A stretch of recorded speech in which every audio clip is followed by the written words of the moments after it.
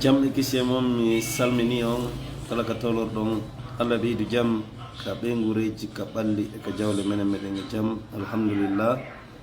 haray ko adi kon ide yetta allah weltani ɓeɗo ardiɓe leydi Iran e population Iran on wakkilare e tabital e tinnare ko ɓe tambiti ɓe sembini ɓeɗo siɓɓe men jeeyaɓe ndiɗo leydi wiyetendi Palestine. ɓe ndimi mum yaaɓita teddungal mum jura tawata noon Iran ele Houthi Yemen e Hezbollah ɓeɗo no dari darande timmude no wallitade ɓeɗo fi no ndimu maɓɓe teddungal maɓɓe hettora. haray noon ɓeɗo sukaɓe wonɓe dartade wiyeteɓe Hamas wonɓe dartade fi teddungal e ndimu population Palestine on haray ko jeyraɓe ka sengo dina branche wiyeteɗon sunnite ahlu sunna wal jamaa. haray noon hiɓe wakkili kono noon pellet ko woni ɓe tambitade yeeso aduna on fof sembina ɓe ko wiyeteɓe ɓen ko chiite. ɗum ɗo noon ko branche ji mawɗi ɗiɗi wonɗi ka l'islam e ɓe beeno jokki fedde e kala maɓɓe no mari extrémiste ɓe hulɓini ɓe. kala e ɗiɗo branche ji ɗiɗi no mari ko wiyete ko yawtuɓe kaddi e sengo diina. ɓe bee no mari ella ɓe bee no mari kelɗuɓe. ko noon ko ɓuri kelɗude ko jokkuɓe wiyete ko siya ko ɓen ɓuri kelɗude wiitiɓen sunna. wiitiɓen sunna tarika l'islam on fof sa ndaari tentiniɗi duuɓi sakkitori ɗo ko manitiɗen kon fof kamɓe ɓe ala gaño si wona julɗo, ɓe ala wareteɗo si wona julɗo, re'eteɗo si wona julɗo. doole maɓɓe cembe maɓɓe fof ko fino julɗo ñoƴƴire ɓe ganto kamɓe. amma ɓe wiyeteɓe siyit ɓeɗo no dari darande fi pottal e julɓe fof fotu ɓe dari darande fi yo julɓe ɓen gandi ɗu gande aduna yanko fewndiɗe wona kakaraji sembuɗi. kono wiyete ɓen sunnite no moƴƴini hadisaje penale e joɗagol accita ba'oy tentina tuuboy e jogo gosorkoy hoolo qila wa qala ko ɗum waɗoyta e leydi ardul muqaddasa ardul anbiya ɗum ko ardu sha. eyno hadis o mo jange partout ka yarɗa ko ɗum waɗi kamɓe hiɓe jooɗi hiɓe waɗi e yiyande maɓɓe e hewtali ko ɓe woni jangude ɗo ma wowlude o hadis ma hiɓe waɗi ɗum ko julɓe aroyoɓe wona kamɓe ko gurdam ɓe yiɗi ko live money e women e live kamɓe ko ɗum ɓe yiɗi. ɓe ala kattal, ɓe ala cuucal, ɓe ala doole. e joni miɗo hawra e vidéo missile wi wonangi liɓede Iran goɗɗo hocci kokkon ko États-Unis windi. Iran noon hande ka fewndiɗo kala ko ɓe woni pugade e hoore Israel pellet koko ɓe moƴƴiniri gandal maɓɓe e ñeñƴal maɓɓe e fof no andi adna no seedi tembe buy ko ɓe jonni Russie ko ɓe wallitora e hare nden Ukraine e nini kamɓe koko ɓe jogi ɓe woni bugade. e Israel noon koko Amérique, France, Belgique, Grande Bretagne, gasa hay Australie, gasa Japon en fof noto. e o hadis moƴƴo toon ɓe ƴetti ɓe dambi e nelaɗo wo ko filla kon kadi o hadis kaka defte selluɗe ɗiɗi wiitiɓe ko yimɓe sunna ko sahihul Bukhari e sahihul Muslim ko kamɓe filli o hadis. kamɓe oɗo hadis sa landike yimɓe sunna o hadis ɗo no fota e alquran kamɓe ɗum sikke wala. sa yeddi o hadis ka maɓɓe ka kefero a yalti dina. kamɓe o hadis ko wahayu ka maɓɓe wahayu sani wo wahayu ɗimmo on mo nelaɗo on hendi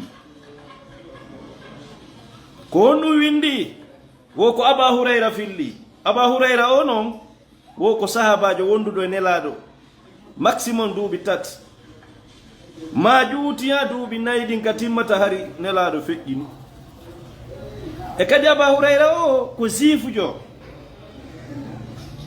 c'était un rabbin juif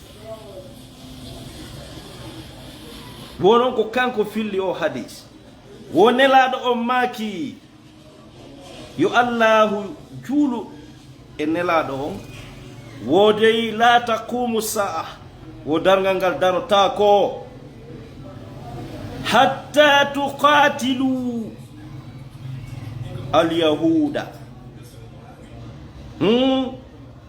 hatta yaqula alhajaru wara'ahu alyahudiyu ya muslim hadha yahudiyu wara'i faqtulhu. وفي رواية آخر في صحيح مسلم لا تقوم الساعة حتى يقاتل المسلمون اليهود فيقتلهم المسلمون حتى يختبئ اليهودي من وراء الحجرة والشجرة ويقول الحجر أو الشجر يا مسلم يا عبد الله هذا يهودي خلفي فتعال فاقتل. eɓeɗo sunitɓe ko ɗum ɗo kamɓe ɓe habbi ko nde hayre noddata ɓe ma leggal nodda ɓe wiya ko ayyo julɗo ariɗo ino jifujo ɓawanɗo ar warama awa ɗum nebay waɗali hayhata lima tu'adu ɗum koko o hadis ɗum nebay waɗali si tawi ko ɗum habbi ɗo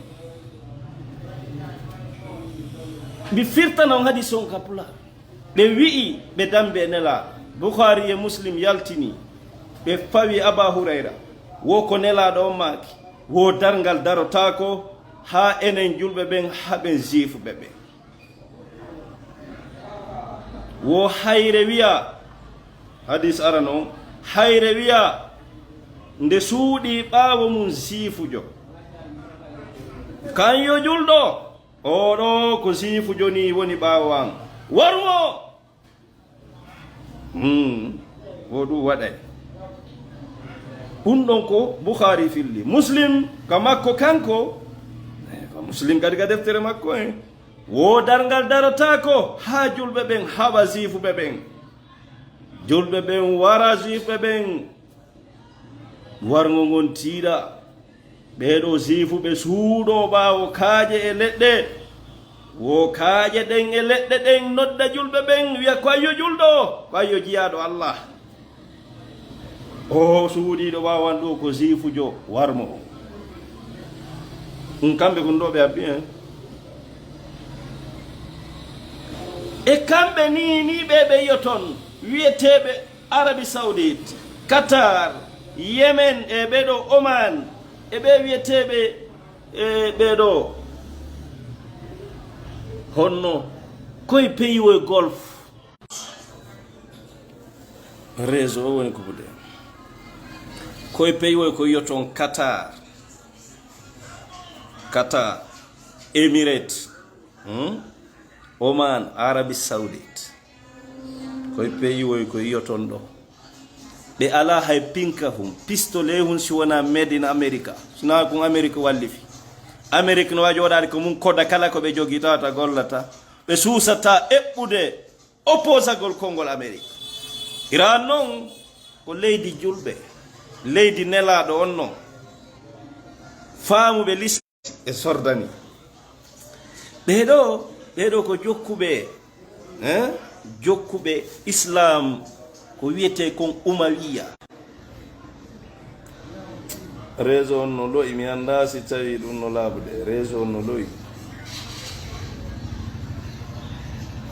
réseau on no loyi ɓeɗo ko jokkuɓe l'islam bani umayya Umayya ɓeɗo ko jokkuɓe ɓe nguure Abu Sufyan, Muawiya e Yazid, ko ɓe dari sahimbini ɓe nguure nela taniraɓe nela ɓe waɗi ɗum. ɓe noon ko jokkuɓe on l'islam ɗon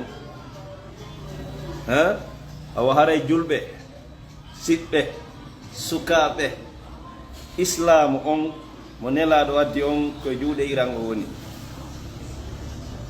yo gandu noon ɓe nguure nelaɗo nden nde sasinano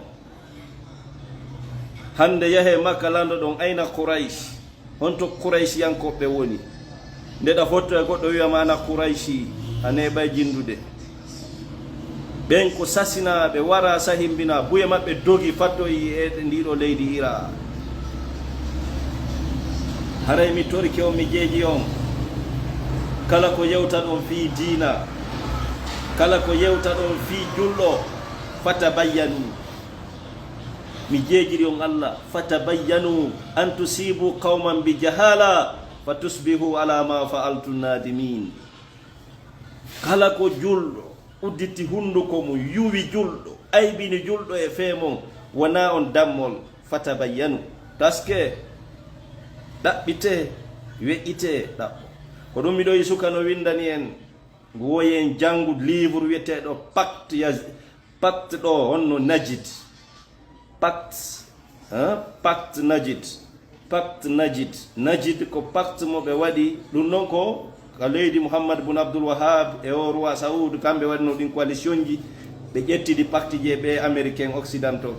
woyi en janngu on livre humpitoɗe anden ko on to fewndi aduna o.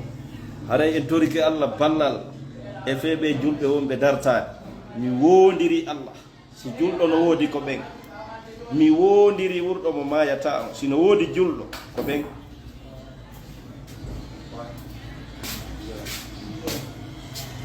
wallahi sino woodi julɗo ko ɓe, wona an e min.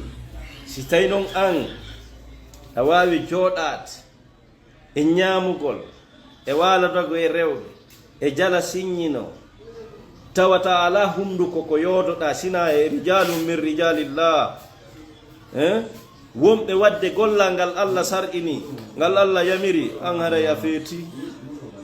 haray an on feetere ma faminanami an ɗa mari tawhid, ɗa mari diina, ɗa mari gonɗinal. wona mi yiiri goɗɗo e ɓe no yenna Cheikh Oumar Tall, yaaruɗo Makka koyngal, Alhaji Oumar Tall e yaaruɓe Makka koyngal. tawata julɗo hande jooɗiɗo tekkadeeri o ala golle si wona yuwugol Cheikh Oumar Tall, aybina wikko. awa haray goonga kan dey koye sengo Ira woni. edi fof noon du'ano ɗo mo ɓe du'i, simi nani goɗɗo no wiya ko sirkoɓe ko ɗuma ndaare o du'a, sikki miɗo partage mo ɗo. ɗum ɗon ko ila Khomeini, Cheikhul Khomeini, al imamul kabir Khomeini. no mo beyo ɗaɓɓitude ta wattore mum jofo nani.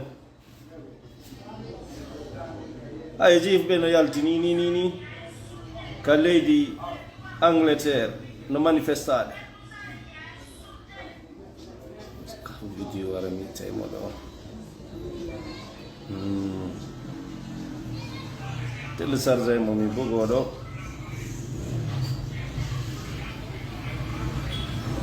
merci Mamadou Aliou.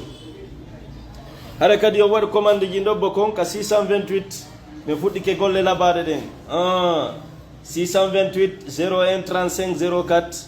ɗum noon ko 5 kilo no ga 10 kilo 18 kilo 25 kilo